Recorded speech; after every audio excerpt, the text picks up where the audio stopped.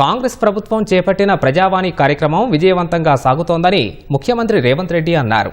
మహాత్మా జ్యోతిబా పూలే ప్రజాభవన్లో వారంలో 2 రోజులు కొనసాగుతున్న ప్రజావాణిలో ఇప్పటి వరకు సమర్పించిన అర్జీలు, వాటిలో ఎన్ని పరిష్కారమయ్యాయి, అర్జీల పరిష్కారానికి అధికారులు అనుసరిస్తున్న విధానాలపై ముఖ్యమంత్రి రేవంత్ రెడ్డి సమీక్షించారు.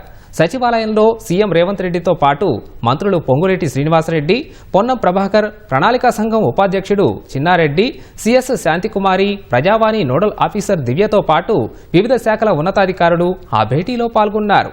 వివిధ విభాగాలకు ప్రజావాణిలో ప్రత్యేక డెస్క్లు ఏర్పాటు చేశామని, గల్ఫ్ సంబంధిత సమస్యల పరిష్కారానికి ప్రవాసీ ప్రజావాణి ప్రత్యేకంగా ఏర్పాటు చేసినట్లు అధికారులు వివరించారు.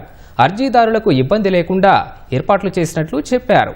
అత్యవసరమైన అర్జీలుంటే అక్కడికక్కడే పరిష్కరిస్తున్నట్లు చెప్పారు. 2023 డిసెంబరు నుంచి ఇప్పటి వరకు 117 సార్లు ప్రజావాణి నిర్వహించగా 54,619 అర్జీలను ప్రజలు నమోదు చేసుకున్నారని ముఖ్యమంత్రికి అధికారులు వివరించారు. వాటిలో 37,384 అర్జీలు పరిష్కారమైనట్లు అధికారులు తెలిపారు.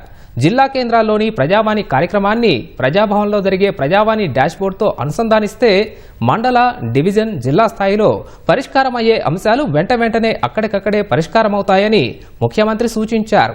అర్జీల వివరాలతో పాటు ప్రభుత్వం అమలు చేస్తున్న పథకాల సమాచారాన్ని ఆన్లైన్లో పారదర్శకంగా అందుబాటులో ఉంచాలని ముఖ్యమంత్రి అధికారులకు సూచించారు. ప్రభుత్వ పథకాల లబ్ధిదారులు, వాటి అమలు పురోగతి పారదర్శకంగా అందరూ తెలుసుకునేలా ఈ పోర్టల్ రూపొందించాలని సీఎం రేవంత్ ఆదేశించారు.